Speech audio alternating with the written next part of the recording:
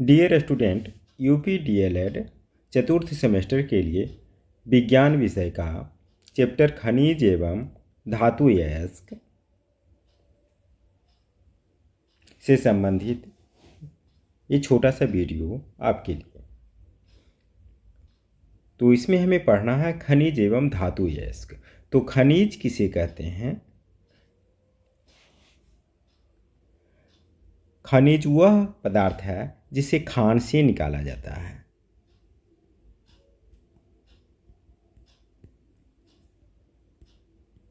निकाला जाने वाला पदार्थ।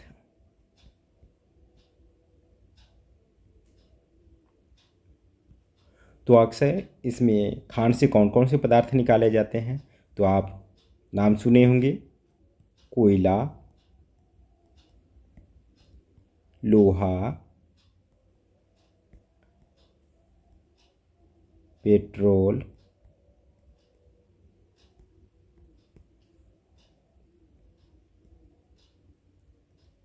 अभ्रक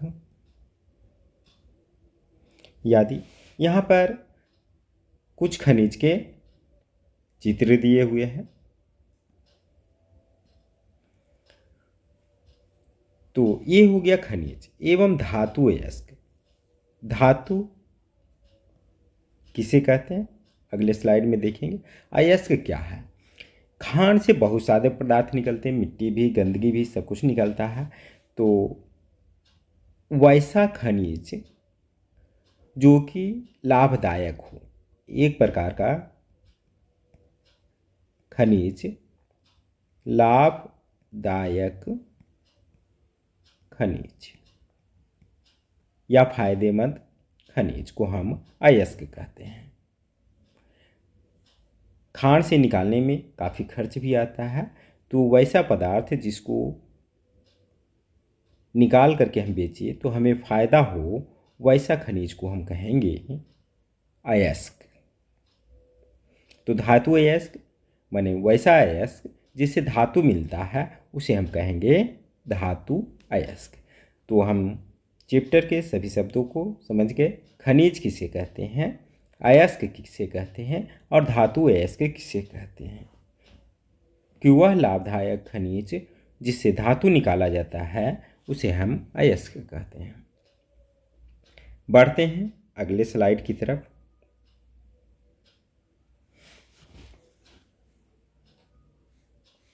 अब इसमें हमें पढ़ना है कि धातु और अधातु में क्या अंतर है।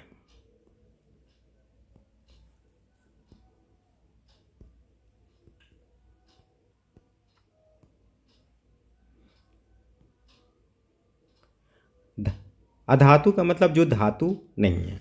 तो कैसे पहचानेंगे कि कौन धातु है, कौन सा अधातु है? तो धातु में सबसे पहली चीज़ होती है कि इसमें चमक होती है और इसमें चमक नहीं होती है। दूसरा गुण ये होता है कि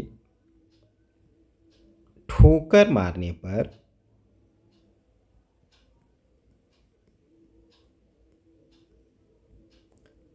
टन की आवाज़ होती है।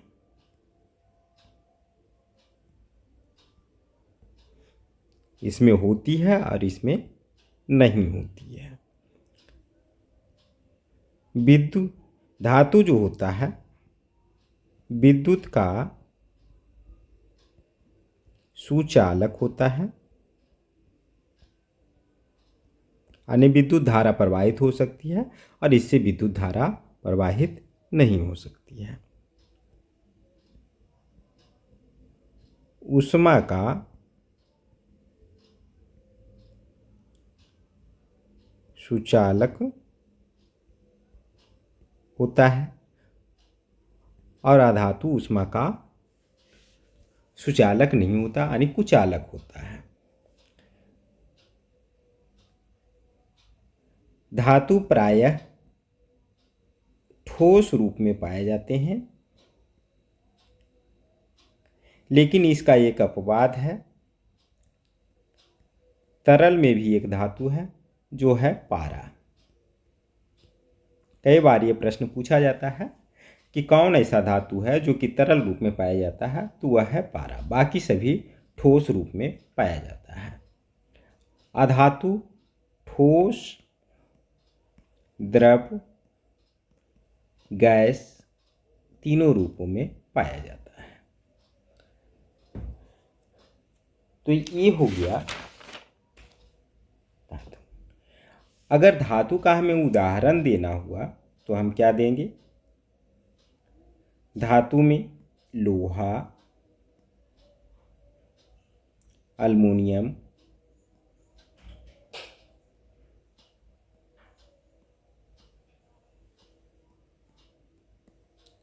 जस्ता, सोना, चांदी इत्यादि। अगर अधातु का हमें उदाहरण देना होगा तो हम देंगे कोयला, लकड़ी, ऑक्सीजन, हाइड्रोजन, ग्रेफाइट इत्यादि।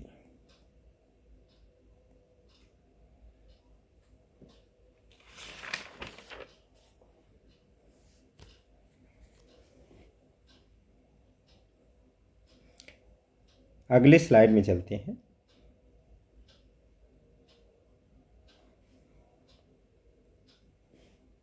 इसमें हमें ये भी पढ़ना है कि लोहे का निष्कर्षण कैसे होता है।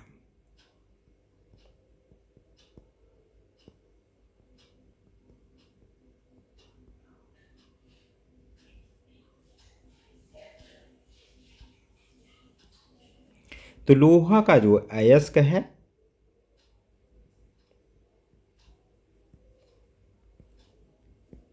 हीमाटाइट और मैग्नेटाइट,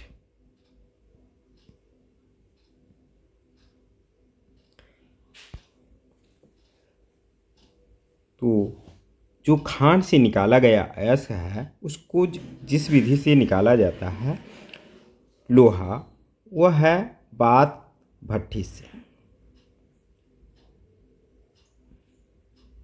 बात भट्ठी क्या होता है? एक प्रकार का चूल्हा होता है।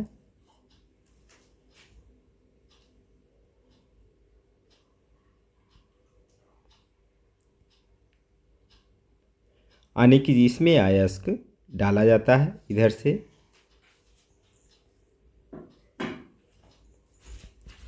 और इसे गर्म किया जाता है। इसका टेम्परेचर जो है ऊपर में कम रहता है और नीचे ज़्यादा होता है। नीचे की तरफ इसका लगभग 2000 डिग्री सेंटीग्रेड तक होता है। तो अयस्क जो है लोहा है वह 1600 डिग्री सेंटीग्रेड से लेकर के 1800 डिग्री सेंटीग्रेड के बीच में यह पिघल जाता है, तरल बन जाता है। तो नीचे इतना जो गंदगी रहता है वह नीचे तलहटी में बढ़ जाता है, जिसे कहा जाता है धातु मल। और बीच में जो तरल लोहा रहता है इसे बीच बीच में तरल को निकाल लिया जाता है, जो कि शुद्ध लोहा होता है। तो इस तरीक़ा से बात भट्ठी से लोहे का निष्कर्षण किया जाता है। आशा है यह चैप्टर आपको आसानी से समझ में आ गया होगा। धन्यवाद।